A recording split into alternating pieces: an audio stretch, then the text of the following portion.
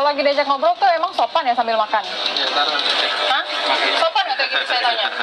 Sang pria diduga mabuk minuman keras melontarkan kata-kata membuat Brigadir Putri semakin emosi. Ini mas ini udah nggak sopan, mabok, minum-minum di tempat umum kayak gini. Penggalan video diunggah ke media sosial disesalkan warganet. Tim patroli termasuk Brigadir Putri dinilai bersikap berlebihan saat menegur pria ini. Kalau ini tidak mampu membersihkan ekor, maka kepalanya yang saya potong.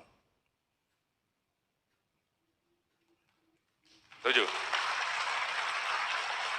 Ya, saya merasa tidak mendapatkan keadilan, saya didiskriminasi.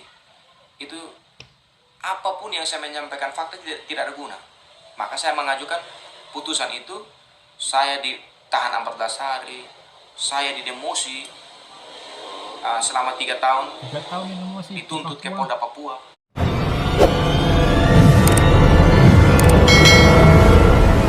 Assalamualaikum warahmatullahi wabarakatuh. Jumpa lagi dengan saya Peri Channel Video Reaction. Kali ini kita akan membahas tentang berita yang viral yaitu di Nusa Tenggara Timur, yaitu NTT, yaitu anggota kepolisian Rudy Soid, seorang penegak hukum yang memberantas mafia BBM, dan di situ ada oknum yang terlibat, malah dia yang sekarang terancam hukum mutasi ke Papua selama 3 tahun. Mari kita. Saya sampaikan bahwa kasus mafia BBM ini diawali pada tanggal 15 Juni 2024. Kami mendapatkan informasi bahwa ada kelangkaan minyak dari wilayah perbatasan sampai ke Kota Kupang. Dan informasi yang kami peroleh itu bahwa ada penimbun minyak yang mendistribusikan minyak ke wilayah perbatasan. Atas hal itu, saya menyampaikan kepada Bapak Kapolresta atas peristiwa ini. Bapak Kapolresta sampaikan bahwa tindak lanjut.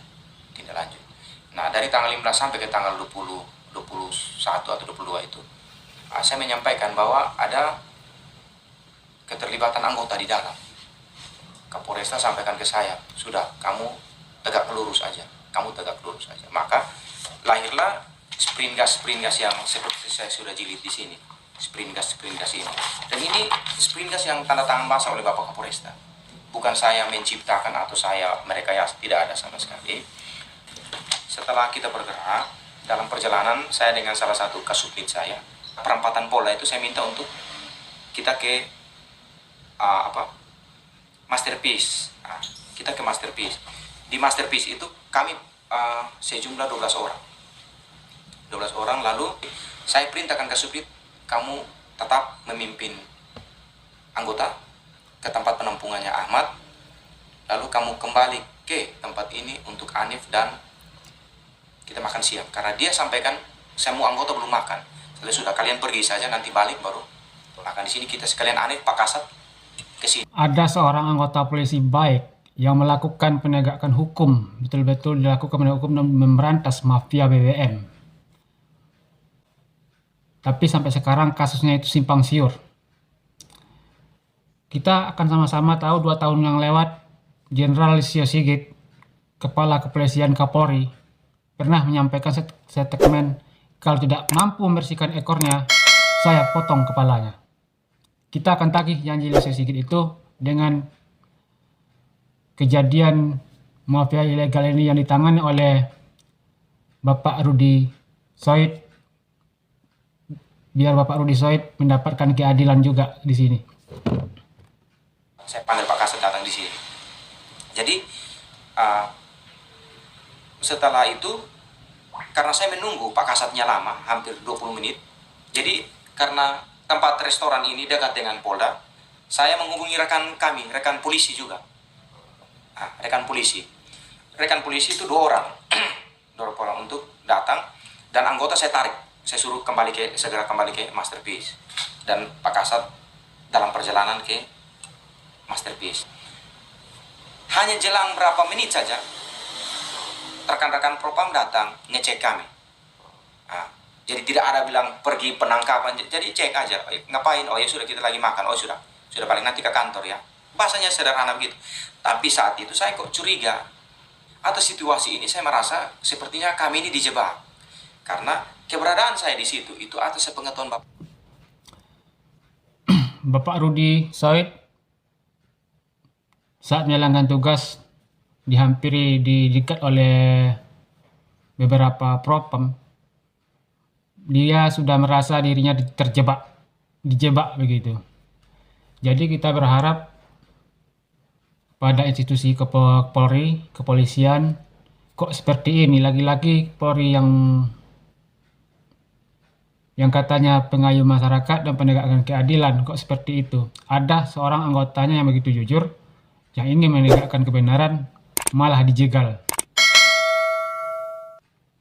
Banyak mafia di tubuh Kapolri seperti ini.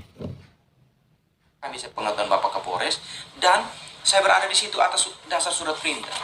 Surat perintah ini belum dibatalkan sampai detik ini. Lalu saya lanjutkan proses penyelidikan, melakukan pemasangan polisi lain. Polisi lain pun saya melaporkan kepada Bapak Kapolres dan Pak Kasat. Ya. Kenapa saya pemasangan polisi lain? Karena memang terbukti anggota saya ini menerima suap dari Ahmad, dan Ahmad ini membeli minyak secara... Terbukti anggota Bapak Rudi ini adalah terlibat dengan kasus mafia minyak yang bernama Ahmad, menerima uang suap. Ada juga di situ yang Bapak Rudi menceritakan bahwasanya ada di situ oknum Drexus terlibat di mafia BBM dengan Ahmad.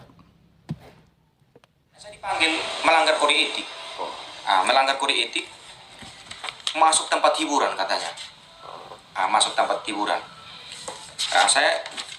Setelah saya pasang polisi lain dulu di tempatnya Ahmad, langsung saya dipanggil proses kode etik. Sidangnya seperti apa? Sidangnya kan saya intinya, kita ini begini ya, saya merasa tidak mendapatkan keadilan, saya didiskriminasi, itu apapun yang saya menyampaikan fakta tidak ada guna.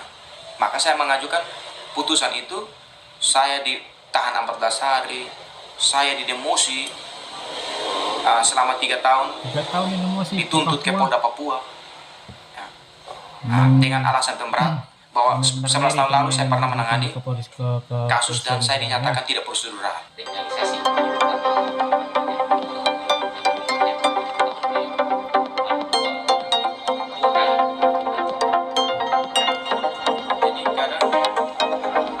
Oke, itulah yang dapat kita sama-sama kita dengarkan dari Bapak Rudi Said, yang dirinya merasa tidak mendapatkan keadilan dari sama-sama Kapolri.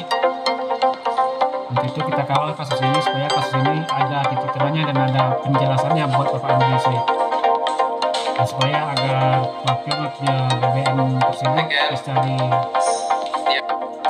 dibasmi. Oke, jangan lupa subscribe dan like dan komen channel Ferry Reaction, dan sampai jumpa.